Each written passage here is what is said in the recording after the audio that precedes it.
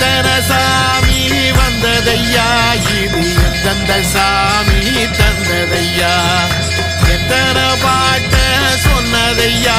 அதை சுத்துற பூமி கண்டதையா, அடிச்சு வீசும் காத்துலையும் அந்த தகப்பனாச சுத்துதையா, பிடிச்சு பூக்கும் விதையிலும் ஒரு வம்சத்து கதையே உள்ளதையா, 100 தலைமுறை சேர்ந்து செதுக்குன